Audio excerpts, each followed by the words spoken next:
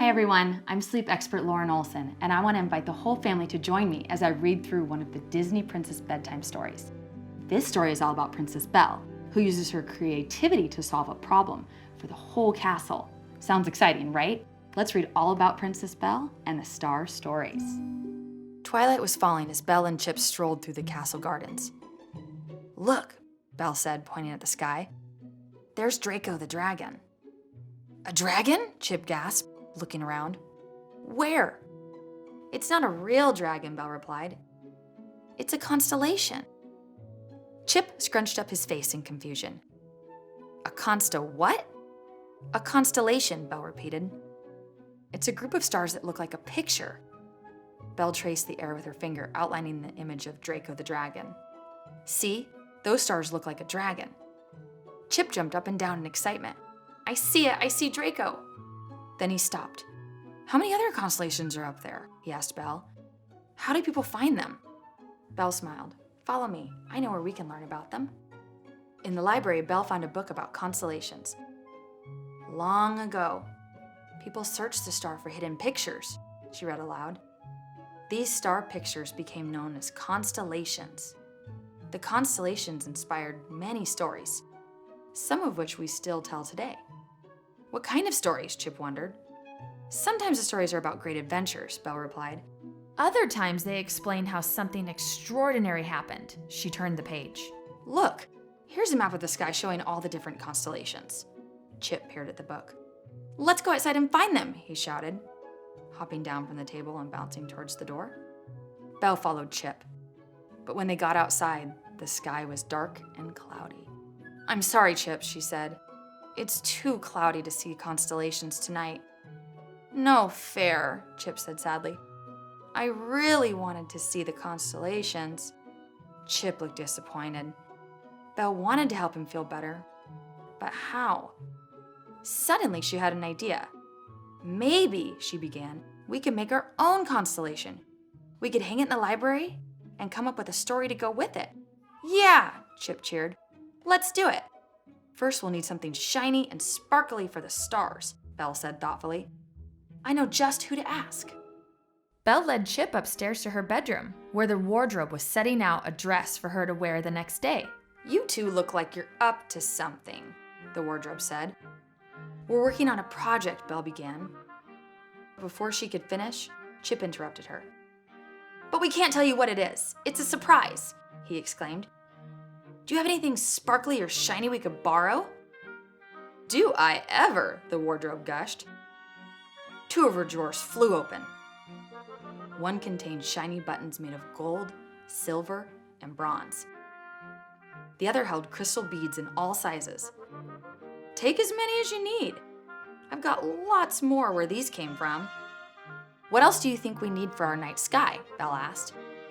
"We need planets," Chip exclaimed. He raced down the hallway and burst into Cogsworth's quarters. "Cogsworth!" he shouted. "Can we borrow some gears?" "Gears?" Cogsworth repeated, confused. His clock hand spun wildly around his face. "We need them for a very special surprise in the library," Belle explained. "In that case," Cogsworth began. He opened up one of his cupboards and pulled out several gleaming gears. "Will these do?" "They're perfect," Chip said. "Thank you," Belle called as she followed Chip out of the room. "Now we need a way to string our stars together," Belle told Chip. "Maybe Mama has something we can use," Chip said. As always, Mrs. Potts was delighted to see them. "How about a nice spot of tea?" she asked. Chip shook his head. "No thanks, Mama. We're working on a big project. Do you have any wire or string?" "Why, yes, I believe I do," Mrs. Potts said. "This egg basket's not much use to me with that hole. You could unravel it for the wire." Back in the library, Belle and Chip arranged everything they had gathered on the table. Then they began to build their constellation. "Chip, we almost forgot my favorite thing about constellations," Belle said. "The story." "Don't worry," Chip replied. "I know just the story." Chip told her his idea. "That's perfect," Belle said. "But how are we going to hang our constellation in the air?" the little teacup asked. "I think I know who can help us with that," Belle said. I'll be right back." Belle hurried to the Beast's quarters. When she explained what she and Chip were doing, he happily followed her to the library. The Beast climbed on top of a high ladder and hung their constellation. Then he covered it with a large black curtain. Finally, it was time to invite everyone to see their surprise. Chip raced around in the tea cart, inviting everyone to the library.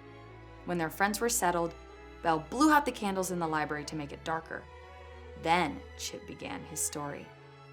Once upon a time, a girl named Belle got lost in the woods. It was dark and cold outside, and then it began to snow. Belle scattered paper snowflakes in the air. "Ooh, lovely, dear," Mrs. Potts said. "A fine way to set the mood," Lumiere added. Suddenly, a pack of fierce wolves began to chase her, Chip shouted, making everyone gasp. The girl was terrified, but she was determined to escape. She ran through the woods, but the wolves followed her. They surrounded her. She was sure they were going to devour her. And then out of nowhere, the Beast showed up and attacked the wolves. He roared and snarled, fighting off the vicious wolves. He tossed one of the wolves so far that it went up, up, up into the sky, where it turned into a constellation for everyone to see. And there it is to this day, as a reminder not to hurt the Beast's friends. As Chip finished his story, Belle pulled down the curtain and unveiled their constellation. Everyone burst into applause. Wait, Lumiere said, making his way up to where Belle was standing. "I think you're forgetting one important detail." Belle and Chip looked at each other confused. They had stars, planets, and a wonderful story. What had they forgotten? The stars are supposed to shine, no? Lumiere asked with a smile. He pointed his candles up at the constellation, making each bead and button sparkle. Everyone agreed. Now the constellation was perfect. I think it's really wonderful how Belle really created something that brought everyone in the castle together to make something special. That's part of what being a princess is all about.